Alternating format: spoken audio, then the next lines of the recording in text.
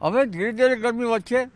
તારીખ 24 સુધીમાં લગભગ ગુજરાતના ભાગોમાં ગરમીનું પ્રમાણ 38 થી 41 ડિગ્રી સેલ્સિયસ જેવું રહેવાની શક્યતા રહેશે.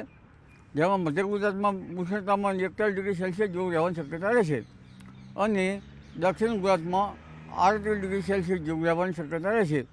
એટલે સૌરાષ્ટ્ર ગુજરાતમાં અને લગભગ સમગ્ર પૂર્વ ગુજરાત સુધીમાં 38 થી 41 ડિગ્રી સેલ્સિયસ જેવું મહત્તમ ઉષ્ણતામાન 24 તારીખ સુધીમાં રહેવાની શક્યતા રહેશે. ત્યારબાદ તારીખ 29 માર્ચથી એપ્રિલની શરૂઆત સુધીમાં ગરમી જોરદાર પડશે અને મહત્તમ ઉષ્ણતામાન લગભગ ગુજરાતના ભાગોમાં 39 ડિગ્રીથી 43 ડિગ્રી સેલ્સિયસ જેવું રહેવાની શક્યતા રહેશે. જેમાં મધ્ય ગુજરાતના ભાગોમાં 43 ડિગ્રી સેલ્સિયસ જેવું મહત્તમ ઉષ્ણતામાન થઈ શકે અને જૂનાગઢ અમરેલીના ભાગોમાં પણ મહત્તમ ઉષ્ણતામાન 41 ડિગ્રી સેલ્સિયસ જેવું થઈ શકે. રાજકોટના ભાગોમાં પણ મહત્તમ ઉષ્ણતામાન 41 ડિગ્રી સેલ્સિયસ જેવું થવાની શક્યતા રહેશે. જામનગરના ભાગોમાં પણ ગરમી પડવાની શક્યતા રહેશે અને દક્ષિણ ગુજરાતના ભાગોમાં પણ મહત્તમ ઉષ્ણતામાન વધી શકે. જી કાકા, તો માર્ચ મહિનાના એન્ડિંગમાં 43 ડિગ્રી સુધી તાપમાન પહોંચી જશે, તો એપ્રિલના પહેલા વીકની જે કહેવામાં આવી રહ્યું છે કે વાતાવરણમાં કંઈક બદલાવ આવશે.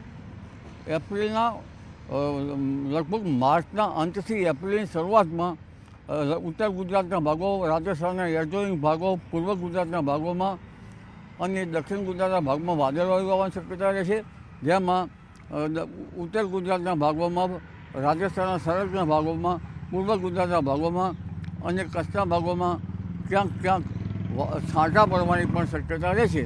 એટલે હવામાનમાં મોટો પડતો લગભગ માર્ચના અંતથી એપ્રિલની શરૂઆત સુધીમાં આવવાની શક્યતા રહેશે.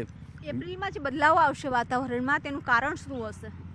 એપ્રિલમાં બદલાવ આવવાનું મુખ્ય કારણ લગભગ સૂર્યની જે ગરમી સીધી પડે છે, વેસ્ટર્ન ડિસ્ટર્બન્સ ઓછા આવ્યા છે તે કારણ, પવન બદલાવાનું કારણ અને ક્રાંતિનું કારણ હશે.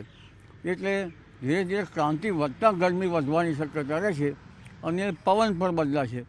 ઉપરાંત જે વેસ્ટર્ન ડિસ્ટર્બન્સ આવી રહ્યું છે એન્ડમાં અંતમાં, એથી મહત્તમ ઉષ્ણતામાન ઘટે અને લઘુત્તમ ઉષ્ણતામાન પણ વધવાની શક્યતા રહેશે.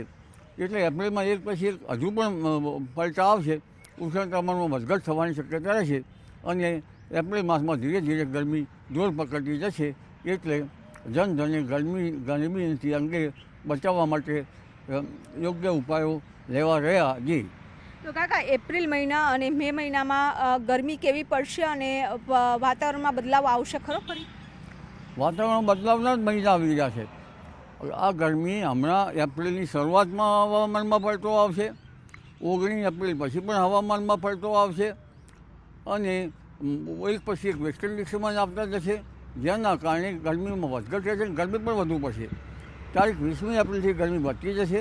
તારીખ 26મી એપ્રિલથી મહત્તમ ઉષ્ણતામાન રાજ્યના ભાગોમાં લગભગ 43-44 ડિગ્રી સેલ્સિયસ, કોઈ ભાગમાં 45 ડિગ્રી સેલ્સિયસ જેવું રહેવાની શક્યતા રહેશે અને 10મી મેથી 14મી મે વચ્ચે તો આંધી, વંટોળ અને ઈરાન તરફથી આવતી કાળી આંધી આવશે અને એક પછી એક આવતી આંધીઓનું પ્રમાણ વધતાં લૂવા છે, ગરમી વધશે. હમણાં માર્ચ માસમાં પણ વિન્ડ ગસ્ટ આવશે. એપ્રિલ માસમાં પણ પવનનો ધૂળકટ પવનો આવશે, પણ મે માસમાં વધારે ધૂળકટવાળા પવનો આવશે અને મે માસમાં લગભગ 10મી મેથી 14-15 મે વચ્ચે છાંટા પડશે અને 22 મેથી 4 જૂન વચ્ચે લગભગ રોહિણી નક્ષત્રનો વરસાદ કેટલાક ભાગમાં થવાની શક્યતા રહેશે. જી